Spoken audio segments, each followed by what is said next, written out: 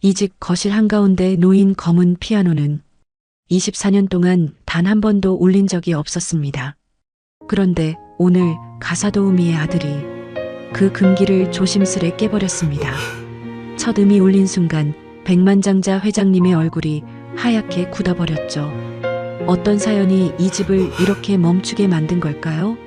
조용히 깊이 들어가 보겠습니다. 사연 시작 전에 구독과 좋아요 눌러주시고요.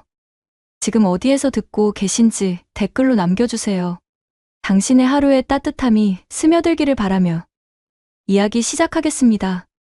12년째 같은 저택에서 일하고 있습니다.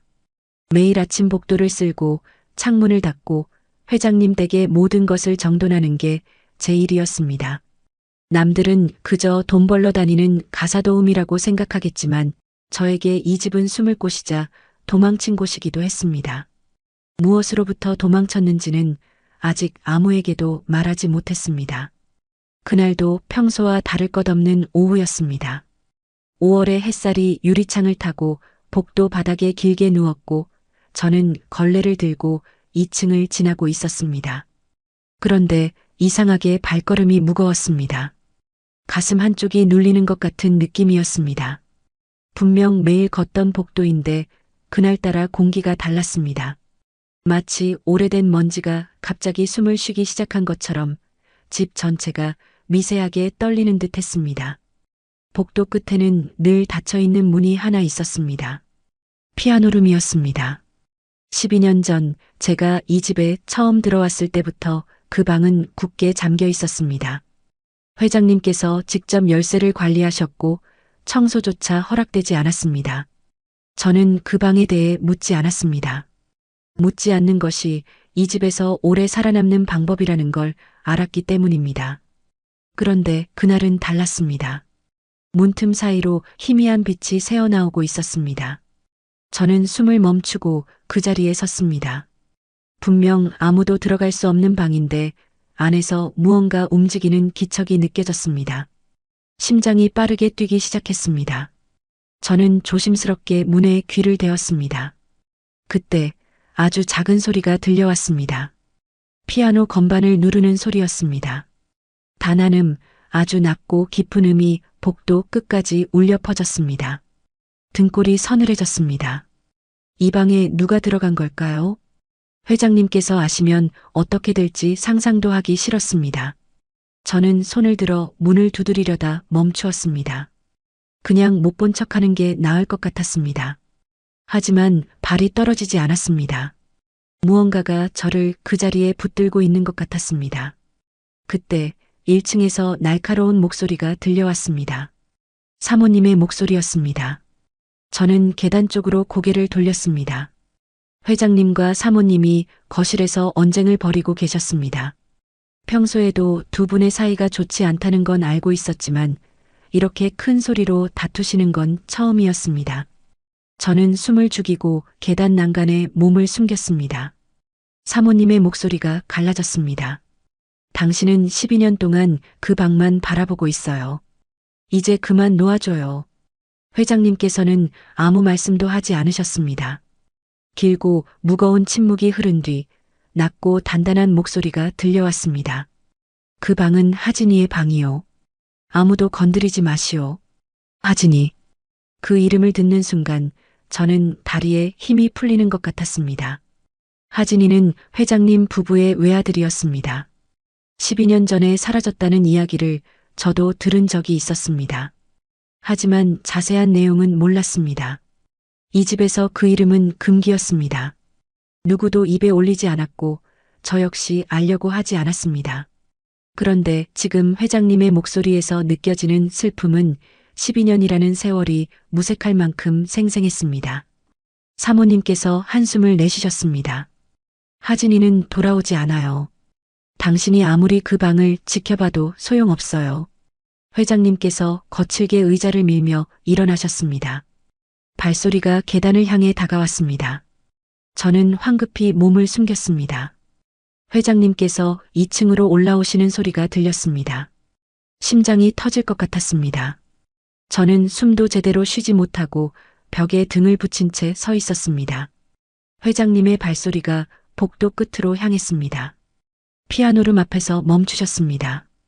저는 조심스럽게 고개를 내밀어 바라보았습니다. 회장님께서 문손잡이를 움켜쥐고 계셨습니다. 손이 떨리고 있었습니다. 그 모습이 왠지 처량해 보였습니다. 평소에 위험 있는 모습이 아니었습니다. 마치 무언가를 잃어버린 사람처럼, 아니 이미 오래전에 잃어버린 것을 아직도 찾고 있는 사람처럼 보였습니다. 회장님께서 깊은 한숨을 내쉬셨습니다. 그리고 주머니에서 열쇠를 꺼내 문을 여셨습니다. 문이 열리는 순간 오래된 먼지 냄새가 복도까지 흘러나왔습니다. 저는 눈을 크게 떴습니다. 12년 만에 처음 보는 그 방의 내부였습니다. 흰 천으로 덮인 그랜드 피아노가 창가에 놓여 있었습니다. 햇살이 비스듬히 들어와 피아노 위에 내려앉아 있었습니다. 시간이 멈춘 것 같은 공간이었습니다. 회장님께서 천천히 방 안으로 들어가셨습니다. 피아노 앞에 서서 흰 천을 거두셨습니다. 검은 피아노가 모습을 드러냈습니다. 회장님께서 건반 위에 손을 올리셨습니다. 하지만 누르지는 않으셨습니다. 그저 손가락 끝으로 건반을 쓸듯이 만지셨습니다. 저는 그 모습을 보며 가슴이 먹먹해졌습니다. 그때였습니다. 방 안구석에서 무언가가 움직이는 기척이 느껴졌습니다. 회장님께서도 그걸 느끼신 듯 고개를 돌리셨습니다. 저는 숨이 턱 막혔습니다. 커튼 뒤에 누군가 숨어 있었습니다. 회장님께서 천천히 커튼 쪽으로 다가가셨습니다. 그리고 커튼을 확 젖히셨습니다. 그 뒤에는 낯익은 얼굴이 있었습니다. 민수였습니다. 제 아들이 거기 서 있었습니다. 저는 눈앞이 캄캄해지는 것 같았습니다. 민수야, 왜 거기 있는 거니? 소리를 지르고 싶었지만 목이 굳어 아무 말도 나오지 않았습니다. 민수는 당황한 표정으로 회장님을 올려다보고 있었습니다. 회장님의 얼굴이 순식간에 굳어졌습니다. 눈빛이 얼음처럼 차갑게 변했습니다. 목소리가 낮게 깔렸습니다. 너 여기서 뭘 하고 있는 거지? 민수가 더듬거리며 대답했습니다. 저 그냥 문이 열려 있길래요. 피아노가 너무 멋있어서 잠깐 들어와 봤어요. 회장님께서 한 발 다가서셨습니다. 민수의 얼굴을 뚫어지게 바라보셨습니다. 그 눈빛에는 분노보다는 뭔가 다른 감정이 담겨 있었습니다. 저는 그게 무엇인지 알 수 없었습니다. 하지만 불길한 예감이 가슴을 짓눌렀습니다. 저는 더 이상 숨어 있을 수 없었습니다.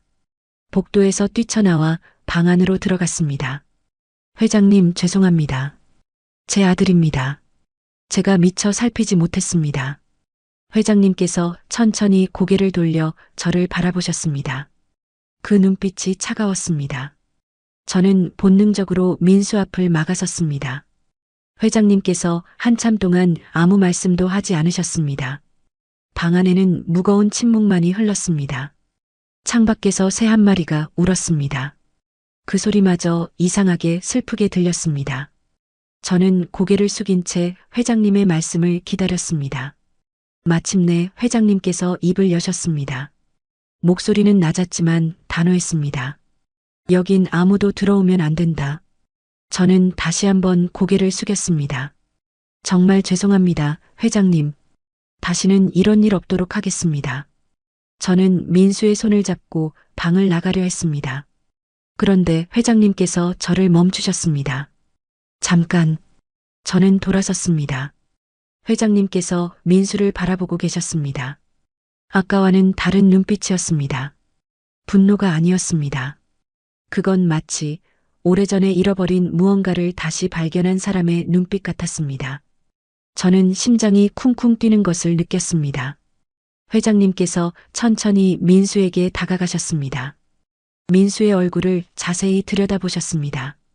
이마, 눈, 코, 입술 하나하나 살피듯이 바라보셨습니다. 민수가 불안한 듯 저를 돌아보았습니다. 저는 아무 말도 할 수 없었습니다. 몸이 얼어붙은 것처럼 움직이지 않았습니다.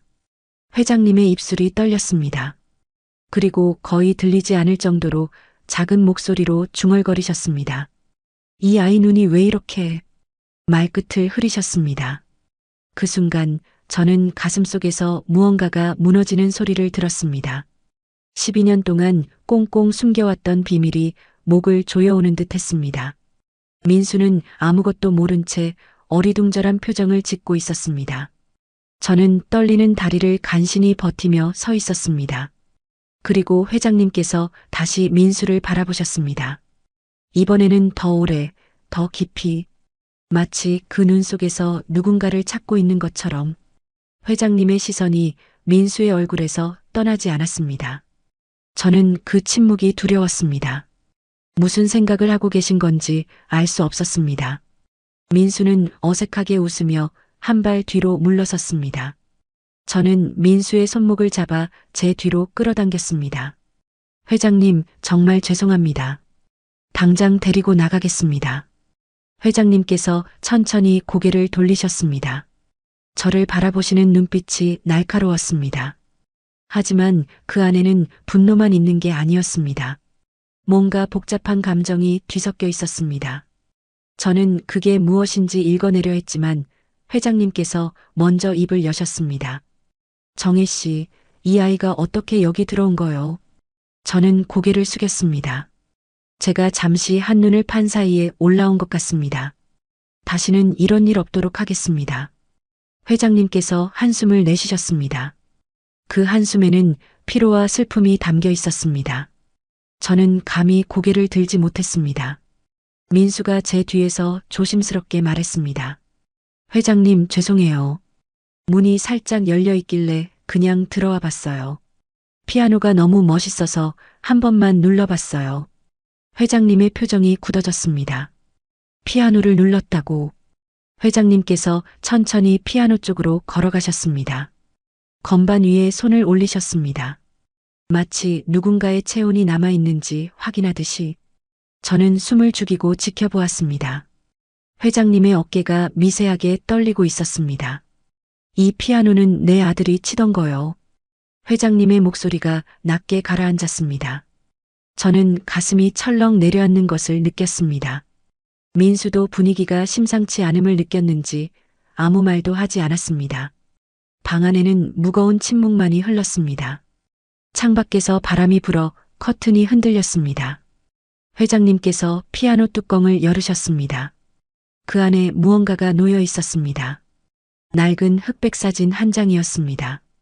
회장님께서 그 사진을 조심스럽게 꺼내셨습니다.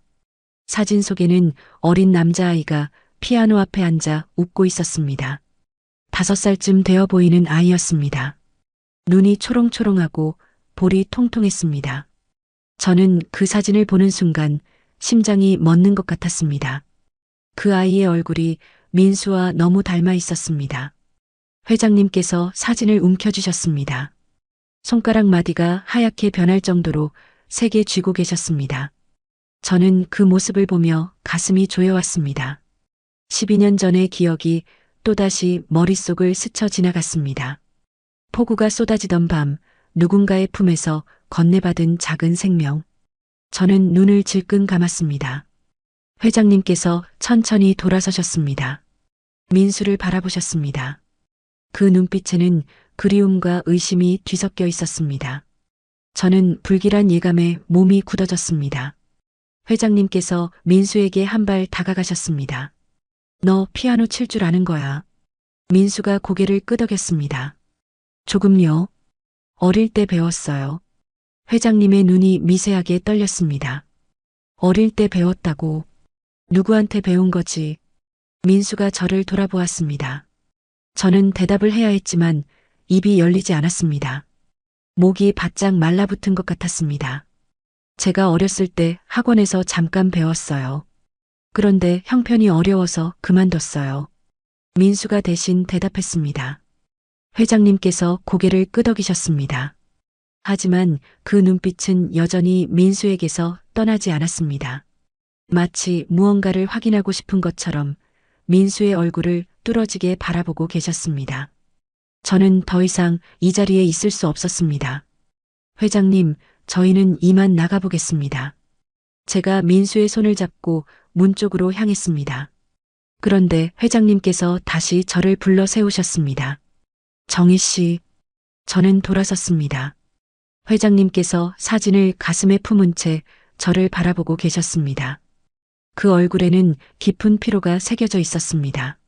12년이라는 세월의 무게가 그대로 드러나는 표정이었습니다. 이 방에는 다시는 들어오지 마시오. 누구도. 저는 고개를 숙였습니다.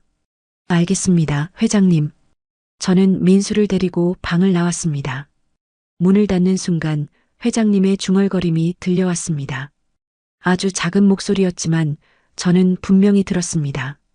이 방엔 죽은 내 아들만 들어올 수 있어. 저는 그 자리에서 발이 얼어붙었습니다. 죽은 아들. 그 말이 가슴에 비수처럼 박혔습니다.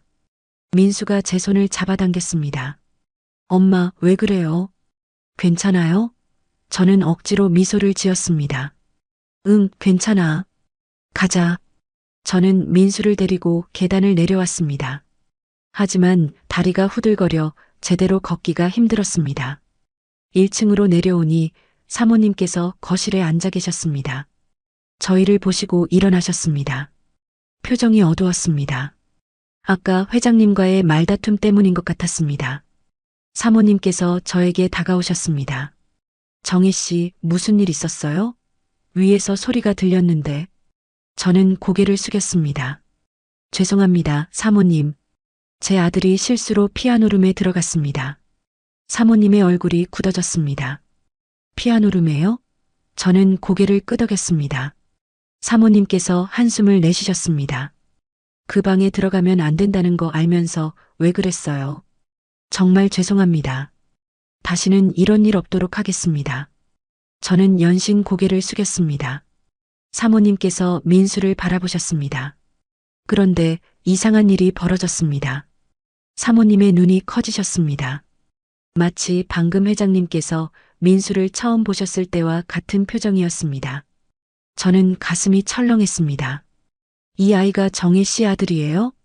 사모님의 목소리가 떨리고 있었습니다. 저는 고개를 끄덕였습니다. 네, 민수입니다. 올해 20살이에요. 사모님께서 민수에게 한 발 다가가셨습니다. 민수의 얼굴을 자세히 들여다보셨습니다. 저는 그 시선이 불안했습니다. 왜 다들 민수의 얼굴을 그렇게 보시는 걸까요? 사모님께서 작게 중얼거리셨습니다. 눈이 정말 닮았네요. 저는 심장이 쿵 하고 내려앉았습니다. 누구와 닮았다는 건지 차마 물을 수 없었습니다. 하지만 이미 답은 알고 있었습니다. 12년 전에 사라진 아이. 회장님 부부의 외아들. 하진이.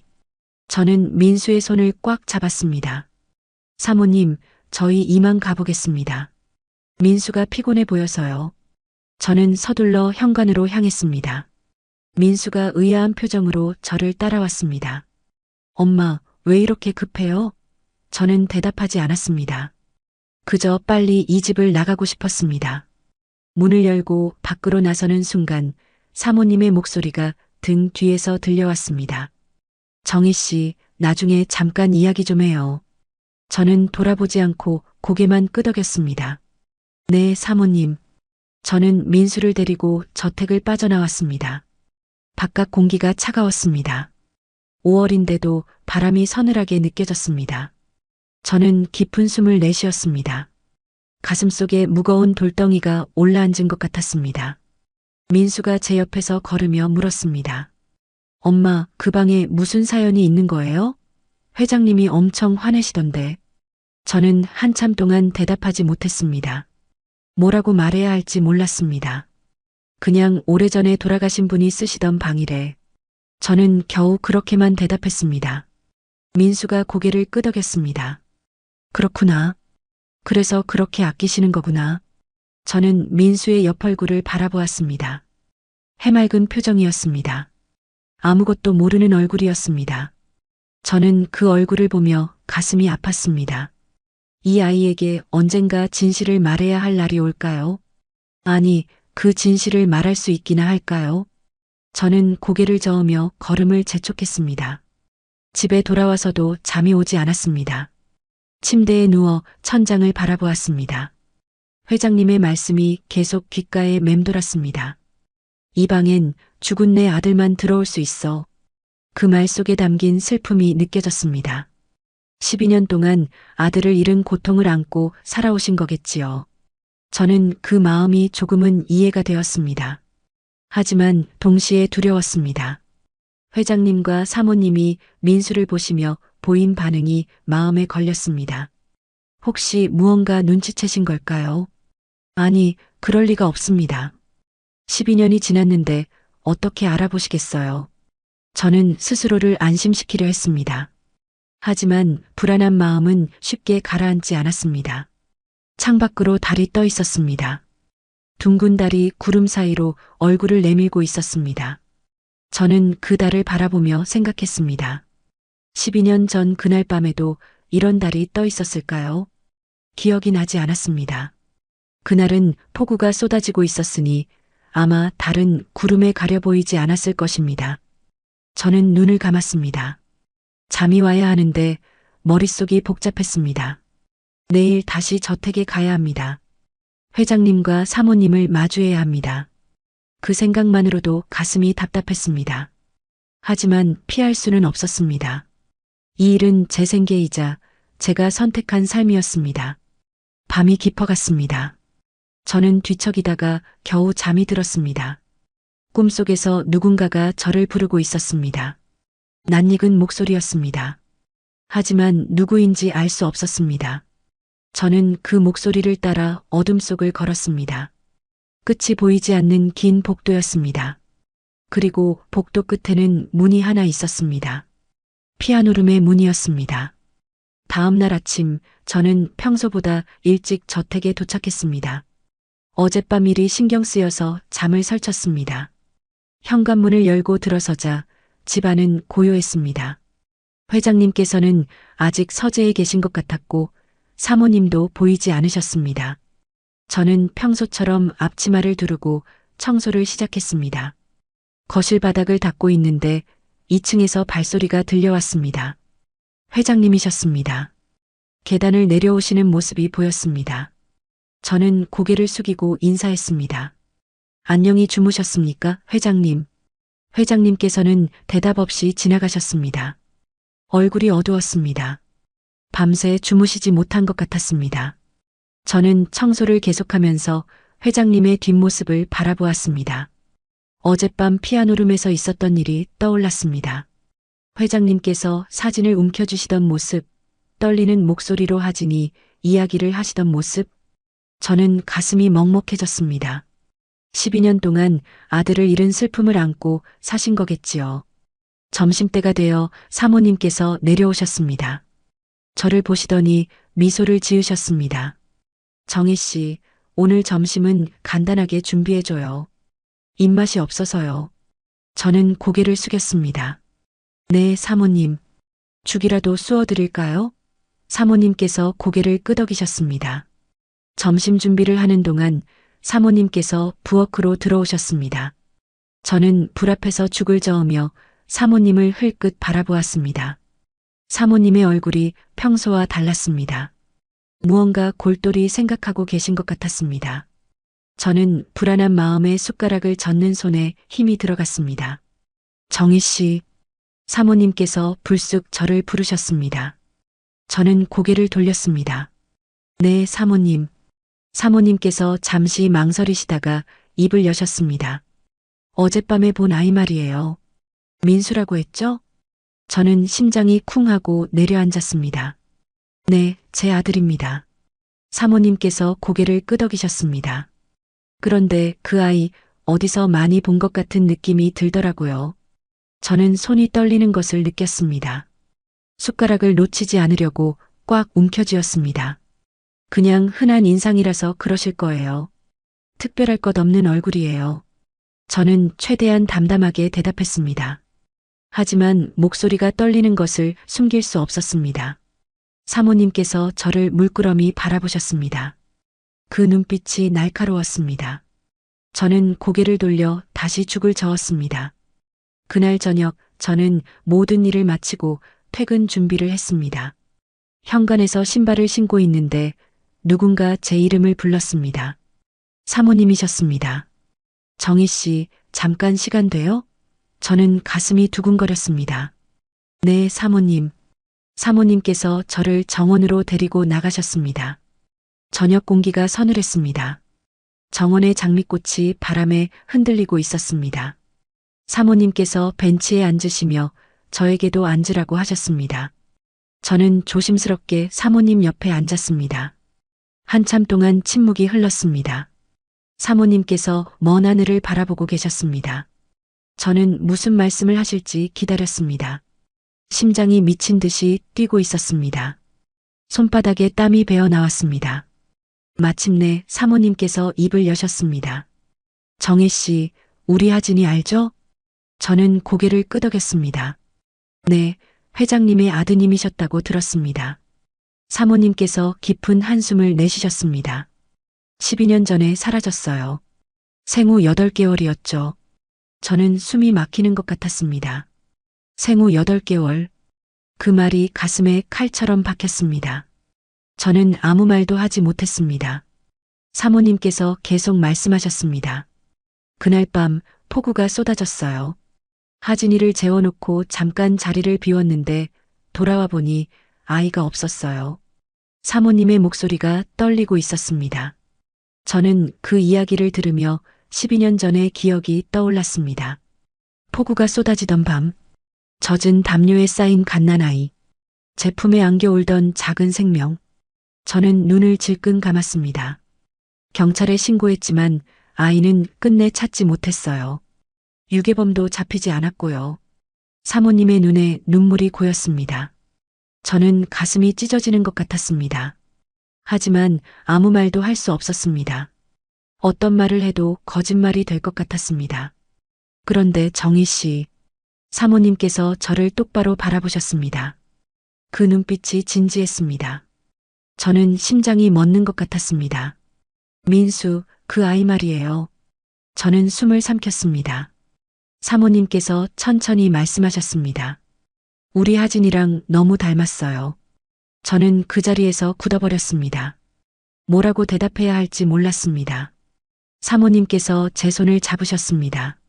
손이 차가웠습니다. 떨리고 있었습니다. 눈이 똑같아요. 웃는 모습도 그렇고 처음 봤을 때 심장이 멎는 줄 알았어요. 저는 고개를 저었습니다. 사모님, 그건 우연의 일치일 거예요. 세상에 닮은 사람이 어디 한둘이겠어요. 하지만 제 목소리에는 확신이 없었습니다. 사모님께서 고개를 저으셨습니다. 아니에요. 엄마는 알아요. 내 아이를 닮은 얼굴을 보면 본능적으로 알 수 있어요. 저는 더 이상 반박할 수 없었습니다. 사모님의 눈에는 간절함이 담겨 있었습니다. 12년 동안 아이를 잃은 어머니의 눈이었습니다. 저는 그 눈을 마주할 수 없어서 고개를 돌렸습니다. 한참 동안 침묵이 흘렀습니다. 바람이 불어 장미꽃잎이 날렸습니다. 저는 떨어지는 꽃잎을 바라보며 생각했습니다. 이 비밀을 평생 숨기고 살 수 있을까요? 아니, 숨기고 싶다 해도 언젠가는 밝혀질 것입니다. 진실은 영원히 묻어둘 수 없는 법이니까요. 사모님께서 다시 입을 여셨습니다. 목소리가 낮고 조심스러웠습니다. 정희 씨, 혹시 하나만 물어봐도 될까요? 저는 고개를 끄덕였습니다. 심장이 미친 듯이 뛰고 있었습니다. 사모님께서 제 손을 더 꽉 잡으셨습니다. 당신, 우리 아이가 사라지던 그날 밤에 무슨 일을 본 건가요? 저는 숨이 턱 막혔습니다. 그 질문이 가슴에 비수처럼 박혔습니다. 12년 동안 숨겨왔던 비밀이 목을 조여오는 듯 했습니다. 저는 사모님의 눈을 마주할 수 없었습니다. 고개를 숙인 채 아무 말도 하지 못했습니다. 정원에는 어둠이 내려앉고 있었습니다.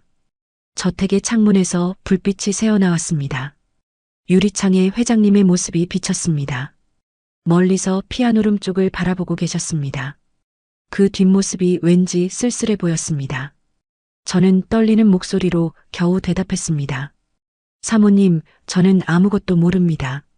12년 전에는 이 집에서 일하지도 않았어요. 거짓말이었습니다. 하지만 진실을 말할 용기가 없었습니다. 사모님께서 저를 한참 동안 바라보셨습니다. 믿는 것인지 의심하는 것인지 알 수 없는 눈빛이었습니다. 저는 그 눈빛을 피해 고개를 돌렸습니다. 사모님께서 천천히 일어나셨습니다. 오늘은 늦었네요. 들어가세요, 정희 씨. 저는 고개를 숙였습니다. 네, 사모님. 편히 주무세요. 저는 현관을 향해 걸어갔습니다. 발걸음이 천근만근이었습니다. 등 뒤에서 사모님의 시선이 느껴졌습니다. 저는 돌아보지 않았습니다. 돌아보면 모든 게 무너질 것 같았습니다. 집으로 돌아오는 길, 저는 민수가 기다리고 있는 집을 생각했습니다. 아무것도 모르는 민수, 해맑게 웃는 민수. 저는 그 아이에게 어떤 진실을 숨기고 있는 걸까요? 이 비밀을 끝까지 지킬 수 있을까요? 저는 밤하늘을 올려다보았습니다. 별들이 반짝이고 있었습니다. 하지만 제 마음은 캄캄했습니다. 그날 밤 저는 잠을 이룰 수 없었습니다. 사모님의 질문이 머릿속에서 떠나지 않았습니다. 당신, 우리 아이가 사라지던 그날 밤에 무슨 일을 본 건가요? 그 말이 계속 귓가에 맴돌았습니다. 저는 침대에 누워 천장을 바라보았습니다. 12년 전의 기억이 파도처럼 밀려왔습니다. 그날은 폭우가 쏟아지고 있었습니다. 저는 38살이었습니다. 남편과 이혼하고 아무것도 없이 거리를 떠돌던 시절이었습니다. 일자리를 찾아 이 동네 저 동네를 헤매다가 그날 밤 우연히 이 저택 근처를 지나게 되었습니다. 비가 너무 많이 왔습니다. 앞이 보이지 않을 정도였습니다. 저는 처마 밑에 숨어 비를 피하고 있었습니다. 온몸이 젖어 있었고 추위에 이가 딱딱 부딪혔습니다. 그때 누군가가 달려오는 소리가 들렸습니다. 한 여자였습니다. 나이는 저보다 어려 보였습니다. 머리카락이 비에 젖어 얼굴에 달라붙어 있었습니다. 그 여자가 품에 무언가를 안고 있었습니다. 가까이 다가오니 그것이 갓난아이라는 걸 알았습니다. 담요에 쌓인 아이가 작게 울고 있었습니다. 여자가 저를 보더니 다가왔습니다. 눈이 공포로 가득 차 있었습니다. 무슨 일인지 물을 새도 없이 여자가 아이를 제 품에 밀어 넣었습니다. 제발 이 아이 좀 맡아주세요. 저는 당황해서 아무 말도 하지 못했습니다. 여자가 계속 말했습니다. 목소리가 떨리고 있었습니다. 저 사람들한테 들키면 안 돼요. 이 아이가 위험해요. 무슨 말인지 이해할 수 없었습니다. 누가 위험하다는 건지, 왜 저에게 아이를 맡기는 건지.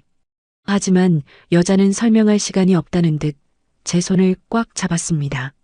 절대 이 동네에 있으면 안 돼요. 멀리 도망가세요. 아이를 지켜주세요. 그리고 여자는 다시 어둠 속으로 사라졌습니다. 저는 품에 안긴 아이를 내려다보았습니다. 갓난아이였습니다. 생후 몇 개월 되지 않아 보였습니다. 비에 젖은 담요가 차가웠습니다. 아이가 울음을 그치고 저를 올려다보았습니다. 그 작은 눈이 저를 바라보고 있었습니다. 멀리서 사이렌 소리가 들려왔습니다. 경찰차였습니다. 저는 본능적으로 몸을 숨겼습니다. 경찰차가 저택 쪽으로 달려가는 것이 보였습니다. 무슨 일이 벌어지고 있는지 알 수 없었습니다. 하지만 왠지 이곳에 있으면 안 될 것 같았습니다. 저는 아이를 품에 안고 그 자리를 떠났습니다. 비를 맞으며 걸었습니다. 어디로 가야 할지 몰랐습니다. 그저 여자가 말한 대로 멀리 도망가야 한다는 생각뿐이었습니다. 아이가 다시 울기 시작했습니다. 저는 아이를 꽉 안으며 걸음을 재촉했습니다. 그렇게 밤새 걸어서 다른 동네에 도착했습니다. 새벽녘이 되어 비가 그쳤습니다. 저는 빈 창고 같은 곳에 몸을 숨기고 아이를 내려다보았습니다. 아이가 잠들어 있었습니다. 작고 여린 얼굴이었습니다. 저는 그 얼굴을 보며 생각했습니다. 이 아이를 어떻게 해야 할까요? 경찰에 데려다 줘야 했습니다. 하지만 왠지 그러면 안 될 것 같았습니다. 여자가 한 말이 계속 머릿속에 맴돌았습니다. 저 사람들한테 들키면 안 돼요. 이 아이가 위험해요. 누가 저 사람들인지, 왜 위험한 건지 모르지만 여자의 눈빛이 진심이었습니다. 저는 결국 아이를 데리고 있기로 했습니다. 처음에는 잠깐만 돌봐주려고 했습니다. 상황이 정리되면 돌려보내려고 했습니다. 하지만 며칠이 지나도 한 달이 지나도 아이를 찾는 사람은 나타나지 않았습니다. 그리고 저는 점점 그 아이에게 정이 들었습니다. 아이에게 이름을 지어줬습니다. 민수, 강민수, 제 성을 따서 지은 이름이었습니다. 저는 민수를 제 아들처럼 키웠습니다. 힘들었습니다. 돈도 없고 의지할 곳도 없었습니다. 하지만 민수의 웃는 얼굴을 보면 힘이 났습니다. 이 아이를 지켜야 한다는 사명감 같은 게 생겼습니다. 그렇게 12년이 흘렀습니다. 민수는 건강하게 자랐습니다. 밝고 착한 아이가 되었습니다. 저는 민수에게 출생의 비밀을 말하지 않았습니다. 민수는 자신이 제 친아들인 줄 알고 있었습니다. 저도 그게 편했습니다. 진실을 말하면 모든 게 무너질 것 같았습니다. 그런데 운명은 참 묘한 것이었습니다. 12년 전에 도망쳤던 그 저택에서 저는 가사도우미로 일하게 되었습니다. 처음에는 몰랐습니다. 이 집이 그 집인 줄. 하지만 일하면서 알게 되었습니다. 회장님 부부가 12년 전에 아이를 잃었다는 것을, 그 아이의 이름이 하진이라는 것을. 저는 도망치고 싶었습니다. 하지만 도망칠 수 없었습니다. 다른 일자리를 구할 수가 없었습니다. 그리고 어쩌면 마음 한구석에서는 이 집에 남고 싶었는지도 모릅니다. 죄책감 때문이었을까요? 아니면 언젠가 진실을 밝혀야 한다는 생각 때문이었을까요? 저는 12년 동안 이 집에서 일하면서 회장님 부부의 슬픔을 지켜보았습니다. 잠겨있는 피아노룸, 금기처럼 여겨지는 하진이라는 이름, 사모님이 가끔 혼자 울고 계시던 모습, 저는 그 모든 것을 보면서 가슴이 찢어지는 것 같았습니다. 하지만 진실을 말할 용기가 없었습니다. 그런데 이제 모든 것이 드러나려 하고 있었습니다. 민수가 이 저택에 왔습니다. 회장님과 사모님이 민수를 보았습니다. 그리고 두 분 모두 민수와 하진이의 닮은 점을 눈치채셨습니다. 저는 더 이상 숨길 수 없을 것 같았습니다. 침대에서 일어나 창밖을 바라보았습니다. 밤하늘에 달이 떠 있었습니다. 12년 전 그날 밤에는 폭우 때문에 달이 보이지 않았습니다. 하지만 지금은 달이 선명하게 빛나고 있었습니다. 마치 진실을 비추는 것처럼. 저는 결심했습니다. 더 이상 거짓말을 할 수 없었습니다. 사모님에게 모든 것을 말해야 했습니다. 12년 전 그날 밤에 무슨 일이 있었는지, 민수가 어떻게 제게 오게 되었는지, 그리고 민수가 정말로 누구인지. 다음 날 아침 저는 저택으로 향했습니다. 발걸음이 무거웠습니다. 하지만 돌아갈 수 없었습니다. 이제는 진실을 마주해야 할 때였습니다. 저택에 도착하니 사모님께서 정원에 계셨습니다. 저를 보시더니 다가오셨습니다. 어젯밤 대화가 마음에 걸리셨던 것 같았습니다. 저는 깊은 숨을 내쉬었습니다. 그리고 사모님을 똑바로 바라보았습니다. 사모님, 드릴 말씀이 있습니다. 사모님께서 고개를 끄덕이셨습니다. 두 분은 정원 벤치에 나란히 앉았습니다. 저는 떨리는 목소리로 입을 열었습니다. 12년 전 그날 밤 저는 이 저택 근처에 있었습니다. 사모님의 눈이 커지셨습니다. 저는 계속 말했습니다. 한 여자가 저에게 아이를 맡겼습니다. 비에 젖은 갓난아이였습니다. 여자는 이 아이가 위험하다고 멀리 도망가라고 했습니다. 사모님의 얼굴이 창백해지셨습니다. 입술이 떨리고 있었습니다. 저는 멈출 수 없었습니다. 여기까지 왔으니 끝까지 말해야 했습니다. 저는 그 아이를 데리고 도망갔습니다. 그리고 제 아들처럼 키웠습니다. 사모님께서 숨을 삼키셨습니다. 두 손이 떨리고 있었습니다. 저는 사모님의 눈을 마주하며 마지막 말을 내뱉었습니다. 사모님, 혹시 그 아이 이름이 윤하진 맞나요? 사모님의 얼굴이 하얗게 질렸습니다. 입술이 파르르 떨리고 있었습니다. 저는 그 모습을 보며 가슴이 무너지는 것 같았습니다. 오랫동안 숨겨왔던 비밀을 털어놓은 순간 마음이 가벼워지기는커녕 더 무거워졌습니다. 사모님께서 힘없이 벤치에 주저앉으셨습니다. 두 손으로 얼굴을 감싸셨습니다. 어깨가 떨리고 있었습니다. 울고 계신 것 같았습니다. 저는 어떻게 해야 할지 몰라 그 옆에 서 있었습니다. 아무 말도 할 수 없었습니다. 한참 후 사모님께서 고개를 드셨습니다. 눈가가 붉어져 있었습니다. 하지만 눈빛은 단호했습니다. 민수를 데려와요. 지금 당장. 저는 고개를 끄덕였습니다. 집으로 달려가 민수를 데리고 왔습니다. 민수는 영문을 모른 채 저를 따라왔습니다. 엄마, 무슨 일이에요? 왜 이렇게 급해요? 저는 대답하지 못했습니다. 그저 민수의 손을 잡고 저택으로 향했습니다. 저택에 도착하니 사모님뿐 아니라 회장님께서도 거실에 계셨습니다. 두 분의 얼굴이 굳어 있었습니다. 민수가 들어서자 회장님의 시선이 민수에게 고정되었습니다. 저는 심장이 터질 것 같았습니다. 회장님께서 천천히 일어나셨습니다. 민수에게 다가가셨습니다. 민수가 긴장한 듯 제 뒤로 살짝 물러섰습니다. 회장님께서 민수의 얼굴을 한참 동안 들여다보셨습니다. 그 눈빛에는 그리움과 기대가 뒤섞여 있었습니다. 내가 민수라고 했지. 회장님의 목소리가 낮게 울렸습니다. 민수가 고개를 끄덕였습니다. 네, 강민수입니다. 회장님께서 고개를 끄덕이셨습니다. 그리고 잠시 망설이시다가 입을 여셨습니다. 피아노 칠 줄 안다고 했는데 한번 쳐볼래? 저는 깜짝 놀랐습니다.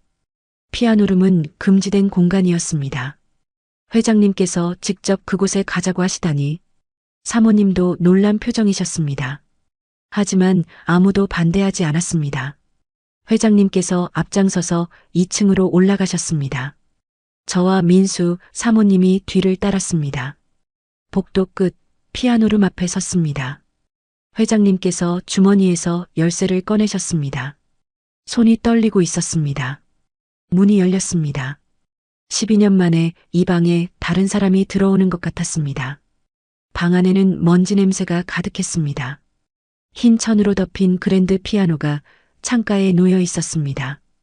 햇살이 비스듬히 들어와 피아노 위에 내려앉아 있었습니다.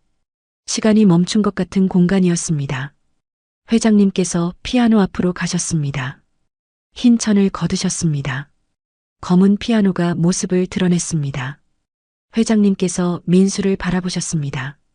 앉아봐. 민수가 조심스럽게 피아노 앞에 앉았습니다. 건반 위에 손을 올렸습니다. 저는 숨을 죽이고 지켜보았습니다. 회장님과 사모님도 마찬가지였습니다. 방 안에는 긴장감이 가득했습니다. 민수가 건반을 눌렀습니다. 단한음이었습니다. 낮고 깊은 음이 방 안에 울려 퍼졌습니다. 그 순간 회장님의 얼굴이 굳어졌습니다. 마치 유령을 본 것처럼 숨조차 쉬지 못하는 것 같았습니다. 저는 무슨 일인지 알 수 없었습니다. 그냥 피아노 소리일 뿐인데 왜 회장님께서 저렇게 반응하시는 걸까요? 사모님도 놀란 표정으로 회장님을 바라보고 계셨습니다. 회장님께서 천천히 민수에게 다가가셨습니다. 민수의 오른손을 잡으셨습니다. 손가락을 하나하나 살피셨습니다. 특히 약지를 오래 들여다보셨습니다. 저는 이상한 예감에 심장이 쿵쿵 뛰었습니다. 회장님의 손이 떨리기 시작했습니다. 입술이 파르르 떨렸습니다. 눈에 눈물이 고이는 것 같았습니다. 저는 그 모습을 보며 숨이 턱 막혔습니다. 무슨 일이 벌어지고 있는 걸까요? 마침내 회장님께서 입을 여셨습니다. 목소리가 갈라져 있었습니다. 저 아이, 오른손 약지가 하진이와 똑같아. 저는 그 말을 듣는 순간 다리에 힘이 풀렸습니다. 민수의 오른손 약지. 저도 알고 있었습니다. 민수의 약지에는 작은 점 같은 게 있었습니다. 태어날 때부터 있던 점이었습니다. 저는 그게 그냥 점인 줄 알았습니다. 하지만 회장님의 반응을 보니 그게 단순한 점이 아닌 것 같았습니다.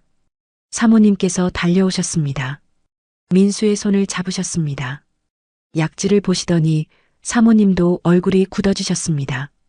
그리고 두 손으로 입을 막으셨습니다. 눈에서 눈물이 흘러내렸습니다. 하진이도 같은 자리에 같은 점이 있었어요. 사모님의 목소리가 떨리고 있었습니다. 저는 그 말을 듣고 온몸에 소름이 돋았습니다. 12년 전 제가 품에 안았던 그 아이. 민수, 정말로 회장님 부부의 아들인 걸까요? 민수는 상황을 이해하지 못한 채 어리둥절한 표정이었습니다. 무슨 일이에요? 왜 다들 그래요? 저는 민수에게 뭐라고 설명해야 할지 몰랐습니다. 12년 동안 숨겨왔던 비밀이 이제 밝혀지려 하고 있었습니다. 회장님께서 손을 들어 민수의 얼굴을 어루만지셨습니다. 마치 깨지기 쉬운 유리를 만지듯 조심스럽고 떨리는 손길이었습니다. 회장님의 눈에서 눈물이 흘러내렸습니다. 저는 그 모습을 보며 가슴이 찢어지는 것 같았습니다. 확인해 봐야겠어. 회장님께서 낮게 말씀하셨습니다. 저는 고개를 끄덕였습니다. 무엇을 확인하시려는지 알 것 같았습니다. 유전자 검사. 그것만이 진실을 밝힐 수 있을 것입니다. 방을 나서면서 저는 뒤를 돌아보았습니다. 피아노가 햇살을 받아 빛나고 있었습니다. 12년 동안 닫혀있던 이 방이 드디어 열렸습니다. 그리고 이제 12년 동안 숨겨왔던 진실도 밝혀지려 하고 있었습니다. 저는 두려웠습니다. 진실이 밝혀지면 어떻게 될까요? 민수를 잃게 될까요? 12년 동안 키워온 아이, 제 전부나 다름없는 아이를. 저는 눈을 감았습니다. 하지만 이미 돌이킬 수 없었습니다. 운명의 수레바퀴는 이미 굴러가기 시작했습니다. 다음 날 아침 회장님께서 민수를 데리고 병원에 가셨습니다. 유전자 검사를 위해서였습니다. 저는 뒤에서 따라갔습니다. 민수 옆에 있고 싶었습니다. 무슨 결과가 나오든 그 아이 곁을 지키고 싶었습니다. 병원에 도착하니 회장님께서 이미 모든 것을 준비해 두셨습니다. 검사는 빠르게 진행되었습니다. 민수의 혈액을 채취하고 회장님의 혈액도 채취했습니다.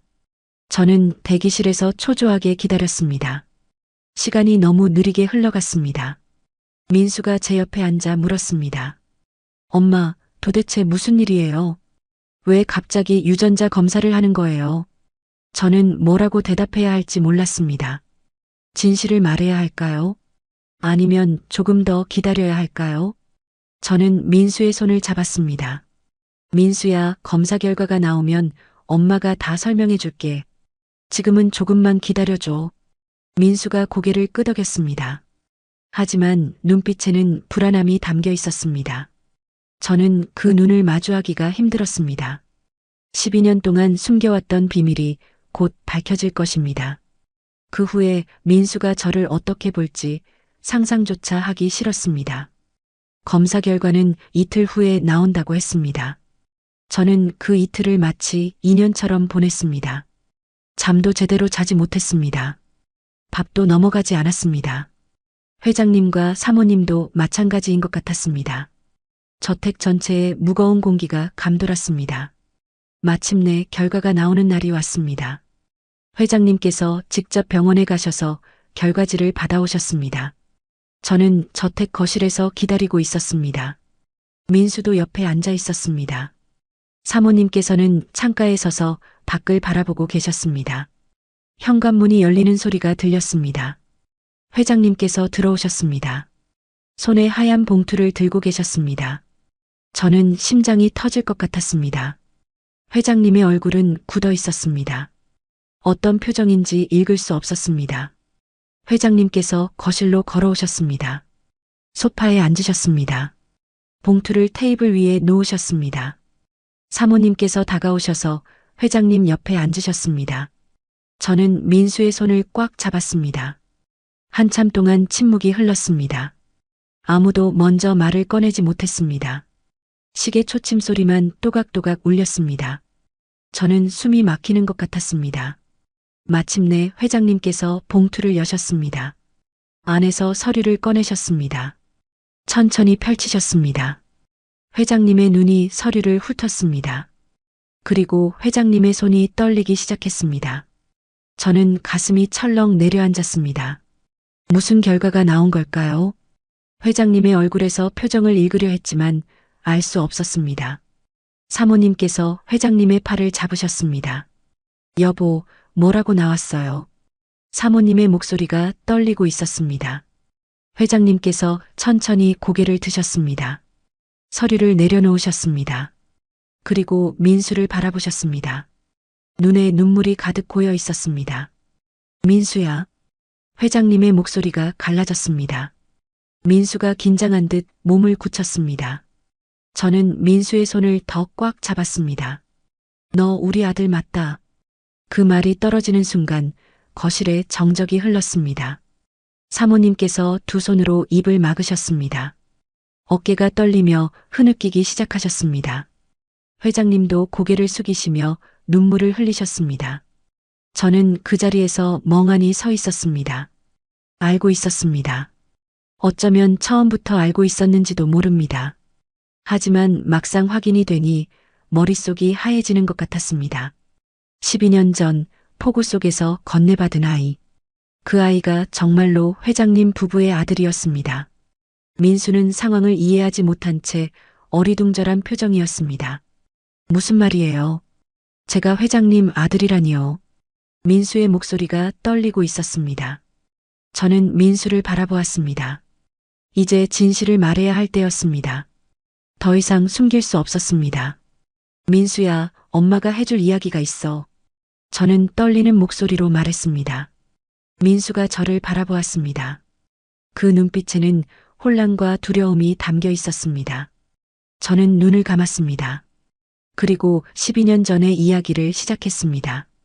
폭우가 쏟아지던 밤에 대해, 낯선 여자가 제게 아이를 맡긴 것에 대해, 그리고 그 아이를 제 아들처럼 키운 것에 대해 모든 것을 말했습니다. 하나도 숨기지 않았습니다. 이야기를 마치고 나니 방 안은 무거운 침묵에 휩싸였습니다. 민수의 얼굴이 하얗게 질려 있었습니다. 눈에 눈물이 고여 있었습니다. 저는 그 모습을 보며 가슴이 찢어지는 것 같았습니다. 민수야, 미안해. 엄마가 진작 말했어야 했는데. 저는 민수의 손을 잡으려 했습니다. 하지만 민수가 손을 빼며 뒤로 물러섰습니다. 그 모습에 저는 심장이 멎는 것 같았습니다. 그러면 엄마가 제 친엄마가 아니라는 거예요. 민수의 목소리가 떨리고 있었습니다. 저는 대답하지 못했습니다. 어떤 말도 위로가 되지 않을 것 같았습니다. 민수의 눈에서 눈물이 흘러내렸습니다. 저는 그 눈물을 보며 가슴이 무너지는 것 같았습니다. 사모님께서 민수에게 다가가셨습니다. 민수의 손을 잡으셨습니다. 민수야, 아니야, 진아. 우리가 내 친부모야. 12년 동안 너를 찾았어. 사모님의 목소리에 울음이 섞여 있었습니다. 민수가 사모님을 바라보았습니다. 혼란스러운 눈빛이었습니다. 저는 그 모습을 지켜보며 한 발 뒤로 물러섰습니다. 이제 민수는 제 아들이 아니었습니다. 회장님 부부의 아들이었습니다. 회장님께서 일어나셨습니다. 민수에게 다가가 어깨를 잡으셨습니다. 많이 혼란스럽겠지만 천천히 받아들이면 된다. 우리가 곁에 있어줄 테니까. 회장님의 목소리는 따뜻했습니다. 저는 그 모습을 보며 마음이 복잡해졌습니다. 기뻐해야 할까요? 슬퍼해야 할까요? 민수가 친부모를 찾았으니 기쁜 일입니다. 하지만 동시에 저는 민수를 잃는 것 같았습니다. 창밖으로 햇살이 쏟아지고 있었습니다. 밝고 따뜻한 빛이었습니다. 하지만 제 마음은 어두웠습니다. 12년 동안 키워온 아이, 제 전부나 다름없던 아이, 이제 그 아이는 다른 사람의 품으로 돌아가게 되었습니다. 저는 조용히 거실을 나왔습니다. 아무도 저를 붙잡지 않았습니다. 며칠이 지났습니다. 저는 저택에 계속 출근했지만 마음이 무거웠습니다. 민수는 이제 회장님 댁에서 머물고 있었습니다. 친부모와 함께 지내는 것이 당연한 일이었습니다. 하지만 저는 그 모습을 볼 때마다 가슴이 아팠습니다. 회장님 부부는 민수를 극진히 대하셨습니다. 12년 동안 잃어버렸던 아들을 되찾았으니 당연한 일이었습니다. 사모님께서는 하루 종일 민수 곁을 떠나지 않으셨습니다. 회장님께서도 평소의 무뚝뚝한 모습이 사라지고 따뜻한 미소를 짓고 계셨습니다. 저는 그 모습을 멀리서 지켜보았습니다. 끼어들 수 없었습니다. 저는 이제 그저 가사도우미일 뿐이었습니다. 민수의 엄마가 아니었습니다. 그날 오후 저는 정원에서 낙엽을 쓸고 있었습니다. 그때 누군가 다가오는 발소리가 들렸습니다. 고개를 드니 민수가 서 있었습니다. 며칠 만에 가까이서 보는 민수였습니다. 얼굴이 많이 수척해져 있었습니다. 엄마. 민수가 저를 불렀습니다. 그 한마디에 저는 가슴이 뜨거워졌습니다. 아직도 저를 엄마라고 부르는구나. 저는 빗자루를 내려놓고 민수를 바라보았습니다. 민수야, 괜찮아? 밥은 잘 먹고 있어? 민수가 고개를 저었습니다. 밥이 안 넘어가요. 자도 잠이 안 와요. 저는 마음이 아팠습니다. 민수에게 다가가 손을 잡으려 했습니다. 하지만 망설여졌습니다. 이제 저에게 그럴 자격이 있을까요? 민수가 먼저 제 손을 잡았습니다. 엄마, 저 어떡해요? 머릿속이 너무 복잡해요. 민수의 목소리가 떨리고 있었습니다. 저는 민수의 손을 꽉 잡았습니다. 천천히 받아들이면 돼. 급하게 생각하지 마. 민수가 고개를 저었습니다. 그게 아니에요. 저는 회장님 부부가 낯설어요. 친부모라고 하는데 정이 안 가요. 저는 가슴이 철렁했습니다. 민수가 계속 말했습니다. 저한테는 엄마가 진짜 엄마예요. 20년 동안 키워준 사람이 엄마잖아요. 민수의 눈에서 눈물이 흘러내렸습니다. 저는 그 눈물을 보며 가슴이 무너지는 것 같았습니다. 민수를 끌어안고 싶었습니다. 하지만 그러면 안 될 것 같았습니다. 민수야, 회장님 부부도 너를 정말 사랑해. 12년 동안 너를 찾으셨어. 저는 힘들게 말했습니다. 하지만 민수는 고개를 저었습니다. 알아요. 그분들도 좋은 분들이라는 거. 하지만 저는 엄마가 좋아요. 엄마 없으면 안 돼요. 저는 더 이상 참을 수 없었습니다. 민수를 끌어안았습니다. 민수가 제 품에서 엉엉 울었습니다. 저도 눈물이 흘러내렸습니다. 12년 동안 키워온 아이. 제 전부나 다름없는 아이. 저에게 민수는 피보다 진한 존재였습니다. 한참을 울고 나서 민수가 고개를 들었습니다. 엄마, 저버리지 마요. 어디도 가지 마요. 민수의 목소리가 애처로웠습니다. 저는 민수의 얼굴을 두 손으로 감쌌습니다. 엄마가 어디 가겠어. 걱정하지 마. 민수가 고개를 끄덕였습니다. 하지만 눈빛에는 여전히 불안함이 담겨 있었습니다. 저는 그 눈을 보며 결심했습니다. 민수를 떠나지 않겠다고. 무슨 일이 있어도 민수 곁에 있겠다고. 그때 뒤에서 발소리가 들렸습니다. 돌아보니 회장님께서 서 계셨습니다. 저와 민수가 껴안고 있는 모습을 보고 계셨습니다. 저는 황급히 몸을 떼며 일어섰습니다. 민수도 일어나 제 뒤에 섰습니다. 회장님께서 천천히 다가오셨습니다. 얼굴에 어떤 표정인지 읽을 수 없었습니다. 저는 가슴이 쿵쿵 뛰었습니다. 회장님께서 불쾌해하실까봐 두려웠습니다. 회장님께서 저와 민수 앞에 섰습니다. 한참 동안 말없이 저희를 바라보셨습니다. 그리고 입을 여셨습니다. 정희 씨. 네, 회장님. 저는 고개를 숙였습니다. 회장님께서 잠시 침묵하시다가 말씀하셨습니다. 당신이 민수를 키워줘서 고맙소. 저는 고개를 들었습니다. 회장님의 눈에 진심이 담겨 있었습니다. 저는 당황했습니다. 고맙다니요. 저는 회장님의 아들을 데려간 사람인데요. 만약 당신이 없었다면 민수는 어떻게 되었을지 모르오. 당신이 20년 동안 잘 키워줬기에 이렇게 건강하게 자란 거요. 회장님의 목소리가 따뜻했습니다. 저는 눈물이 핑 돌았습니다. 원망하실 줄 알았는데 고맙다고 하시다니. 저는 무릎을 꿇었습니다. 더 이상 서 있을 수 없었습니다. 회장님, 죄송합니다. 저는 12년 전에 진실을 말했어야 했습니다. 그런데 비겁하게 숨기고 살았습니다. 회장님께서 저를 일으켜 세우셨습니다. 지난 일은 지난 일이요. 중요한 건 지금이요. 회장님께서 민수를 바라보셨습니다. 그리고 다시 저를 바라보셨습니다. 민수에게는 두 명의 부모가 필요한 것 같소? 우리와 당신 말이오. 저는 그 말의 의미를 이해하지 못했습니다. 회장님께서 계속 말씀하셨습니다. 앞으로 어떻게 하면 좋을지 함께 이야기해 봅시다. 저는 고개를 끄덕였습니다. 가슴에 희망의 불씨가 피어오르는 것 같았습니다. 그날 저녁 저와 회장님 부부는 오랫동안 이야기를 나누었습니다. 민수의 앞날에 대해 그리고 저의 역할에 대해. 처음에는 어색하고 조심스러웠습니다. 하지만 대화가 이어지면서 점점 편해졌습니다. 사모님께서 먼저 입을 여셨습니다. 정희 씨, 민수가 당신을 많이 따르더라고요. 우리보다 당신한테 더 마음을 여는 것 같아요. 저는 고개를 숙였습니다. 죄송합니다, 사모님. 제가 끼어들 자리가 아닌데. 사모님께서 고개를 저으셨습니다. 아니에요. 그게 당연한 거예요. 20년 동안 함께 살았잖아요. 하루아침에 마음이 바뀔 수는 없죠. 사모님의 목소리에는 슬픔이 담겨 있었습니다. 하지만 동시에 이해와 포용도 느껴졌습니다. 저는 마음이 따뜻해지는 것을 느꼈습니다. 회장님께서 말씀하셨습니다.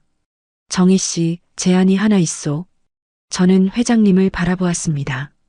민수와 함께 이 집에서 살지 않겠소. 저는 깜짝 놀랐습니다. 이 집에서 살라니요. 회장님께서 계속 말씀하셨습니다. 민수에게는 당신이 필요하오.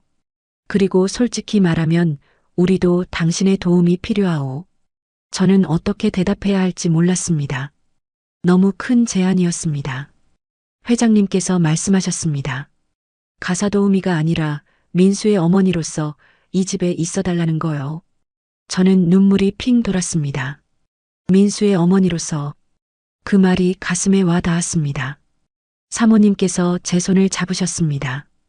정희 씨, 우리 함께 민수를 키워요. 두 엄마가 있으면 더 좋잖아요. 저는 사모님의 눈을 바라보았습니다. 진심이었습니다. 저를 경쟁자로 보는 게 아니라 동반자로 받아들이고 계셨습니다. 저는 감격스러웠습니다. 저는 고개를 끄덕였습니다. 감사합니다. 정말 감사합니다. 목소리가 떨렸습니다. 회장님께서 미소를 지으셨습니다. 평소에 무뚝뚝한 표정이 아니었습니다. 따뜻하고 온화한 미소였습니다. 그럼 결정된 거요. 내일부터 짐을 옮기시오. 저는 눈물을 흘리며 고개를 끄덕였습니다. 12년 동안 숨겨왔던 비밀, 그 무거운 짐이 드디어 내려지는 것 같았습니다. 다음 날 저는 짐을 정리해서 저택으로 이사했습니다. 민수가 현관에서 저를 맞이했습니다. 얼굴에 밝은 미소가 피어 있었습니다. 며칠 전에 수척한 모습이 사라지고 생기가 돌아온 것 같았습니다. 엄마, 진짜 여기서 같이 사는 거예요? 민수가 물었습니다. 저는 웃으며 고개를 끄덕였습니다. 응, 같이 살게 됐어. 민수가 환하게 웃었습니다. 저는 그 웃음을 보며 가슴이 따뜻해졌습니다. 이 웃음을 지켜주고 싶었습니다. 앞으로도 계속. 저녁이 되어 온 가족이 식탁에 둘러앉았습니다. 회장님, 사모님, 민수, 그리고 저. 처음으로 함께하는 저녁 식사였습니다. 어색할 줄 알았는데 의외로 편안했습니다. 사모님께서 민수에게 반찬을 집어주시고 회장님께서 덤덤하게 말씀하시고 평범한 가족의 저녁 식사 같았습니다. 식사 후 민수가 말했습니다. 저 피아노 치고 싶어요. 회장님의 표정이 변했습니다.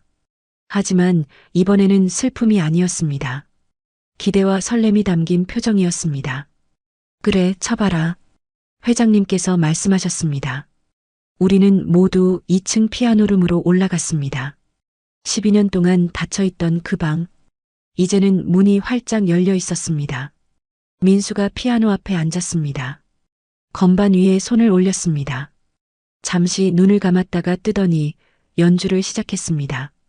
처음 듣는 곡이었습니다. 하지만 멜로디가 아름다웠습니다. 부드럽고 따뜻한 선율이 방 안에 가득 찼습니다. 사모님께서 눈물을 흘리셨습니다. 하지만 슬픈 눈물이 아니었습니다. 행복한 눈물이었습니다. 회장님께서도 눈시울이 붉어져 계셨습니다. 저는 그 모습을 보며 가슴이 벅차올랐습니다. 연주가 끝나자 회장님께서 낮게 말씀하셨습니다. 이제 우리 집이 다시 살아나는구나. 그 말에 모두가 고개를 끄덕였습니다. 12년 동안 멈춰있던 시간이 다시 흐르기 시작했습니다. 닫혀있던 문이 열리고 침묵하던 피아노가 노래하기 시작했습니다. 저는 민수의 옆에 섰습니다. 민수가 저를 올려다보며 웃었습니다. 엄마, 이제 행복해질 수 있겠죠? 저는 웃으며 고개를 끄덕였습니다. 응, 이제 행복해질 거야.